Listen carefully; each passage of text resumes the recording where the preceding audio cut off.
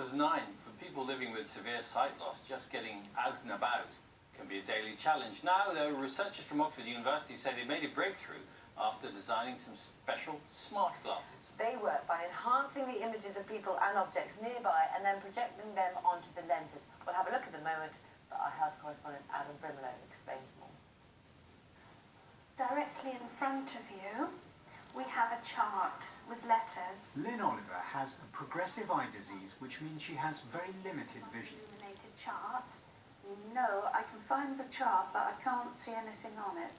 Her guide dog Jess helps her find her way around, avoiding most obstacles and hazards. Can you see anything now? But she can't convey other information about her surroundings. I could tell there's something on it, but I can't see anything to tell me what letters they are.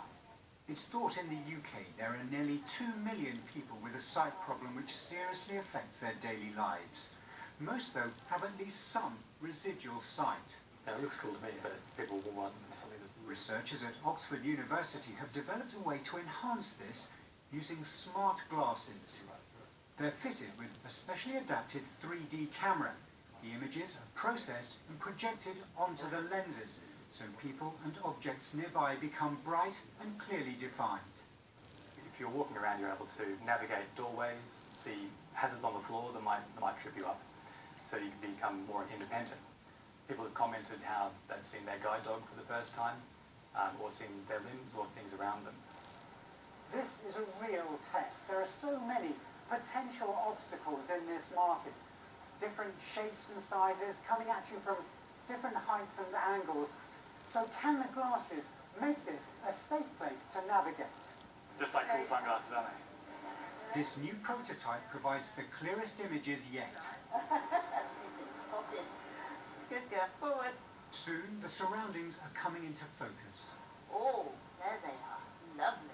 Even since we've been down this corridor, it's improved. I can see you. So I'm just standing here talking and not thinking. I'm looking. Forward. The researchers are confident in time they can be made the size of normal glasses. Eventually, they say they could be available for the cost of a mobile phone, saving the NHS millions by preventing falls. The RNIB says they could provide a massive step in improving independence. Oh, you've gone. Adam Brimelow, BBC News, Oxford. You're not there anymore. Oh, and Lynn is here with us now. Morning to you again, and Dr. Stephen Hicks as well, and Jess as well. Good morning, Jess, lying down there very obediently. Lynn, you looked quite emotional and sounded quite emotional when the glasses were taken off. Tell us what it was like being able to see through them. Well, I just got used. It's the first time I've worn that pair, and having walked around and seeing people around me, like seeing Stephen here. I'd even see you, the presenters, and anyone else standing. And when they were lifted off from Stephen right in front, not Stephen, it was Adam lifted them off, and where he had been there was suddenly a big blank space of twinkling lights. Tell us when you first, because you saw Jess as well, presumably Yes, for the first yes, time. What was that like? Well, normally if I can catch her, I just get an eye. Oh. And then perhaps a little bit. But she was looking at her full with an outline around her, so I could see her. It'd be lovely to be able to, know when she's on the carpet or out in the garden and find her. I mean, Stephen, life-changing doesn't really begin to describe this. I mean, it's revolutionary for people who are sight impeded, isn't it? Yeah, well, I think it's a nice technology to be able to give people a lot more independence and quality of life. But you do miss out on a lot of interactions when your vision fails, so this kind of gives you a chance to be much more natural and walk around with freedom. Well, I'm just going to put these on. I should confess, I have broken them. I confess, because I broke the clip. But there you can see clearly the outline of you two on the sofa, and there you are waving. So, Lynn, this, yes, for one, it makes life a lot safer for you, doesn't it? Absolutely. Walking down the street, last year with 6 months without a dog, I was walking using a long cane and finding cars with my long cane, and there would be people sitting on the pavement, in the cars, on the pavement, and then they'd swear at me because I touched their precious car. I'd either have to try and squeeze on the inside, but the glasses would have stopped me going into the car. I'd have known if I'd had to have gone on the inside or out into the road. Again, I was walking along trying to find a drop curb to cross with, and a car pulled right up in front of me. Which is terrifying, actually. It is. It's really scary when it keeps happening, and you really have to bite your fingernails and do I go out or do I stay in and get depressed? Oh, Stephen Higgs, so who would be able to use these, do you think, in the future? Who are they suitable for? Obviously, Lynn is one. Number one on the list. There are 300,000 or so people who are registered blind, and that's a level of sight which is too low to do normal sight-based tasks. And we really looked at that entire group to see how many people we could approach.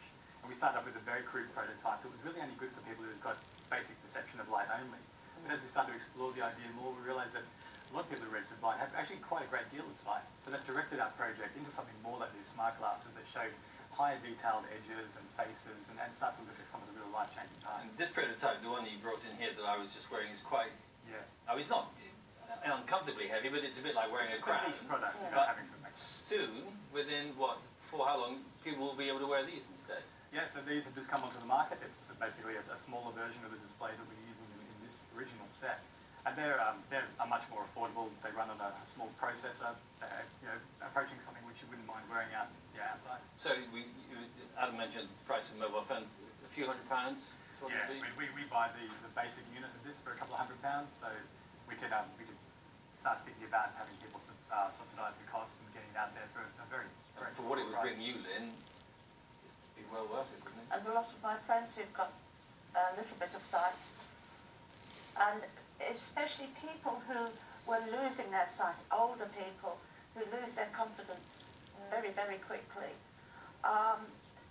It just helps them, no more trees walking into, no more A-boards, and hopefully no more dropping off the curbs. Yeah, but it's also nuances as well, because I noticed when you put them on, you can begin to see people's expressions as Yes. well, can't you? Yes. Oh, it's been lovely to talk to you. Yeah, amazing work there, Yeah. Stephen. Thank you very much. Lynn, thanks for trying that for us. Thank you very much. It's been a pleasure. Now, let's get a last look at the weather. Here's